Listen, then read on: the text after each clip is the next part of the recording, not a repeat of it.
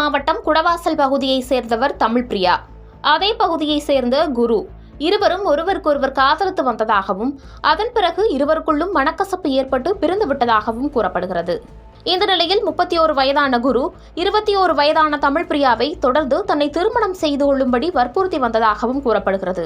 தமிழ்பிரியா இந்த பிரச்சனையில் இருந்து மீள்வதற்காக சென்னையில் ஒரு தனியார் நிறுவனத்தில் பணிபுரிய சென்றுவிட்டார். 3 மாதங்களுக்கு மேலாக சென்னையில் பணிபுரிந்து வருகிறார். இந்த நிலையில் குடவாசல் பாதாள மாரியம்மன் கோவில் திருக்கோவிலில் சித்திரை திருவிழா நடைபெற்று வருகிறது. அதில் ஒரு திருவிழாவாக பால்குடம் எடுத்து வழிபடுதல் நிகழ்வு நடைபெற்றது. இந்த பால்குடம் எடுத்து வேண்டுதலை நிறைவேற்ற தமிழ்பிரியா சென்னையில் இருந்து ஊருக்கு வந்துள்ளார். காலையில் பால்குடம் எடுத்து தன்னுடைய வேண்டுதலை நிறைவேற்ற வந்த தமிழ்பிரியாவை பின்னாலே துரத்தி சென்று பால்குடம் எடுத்து நடந்து கொண்டிருக்கும் பொழுது தாலி கட்ட முயற்சி செய்துள்ளார் குரு. உடனடியாக தமிழ்பிரியாவும் உறவினர்களும் ஊர்க்காரர்களும் அதனை தடுத்து குடவாசல் காவல் நிலையத்தில் புகார் அளித்துள்ளார்கள்.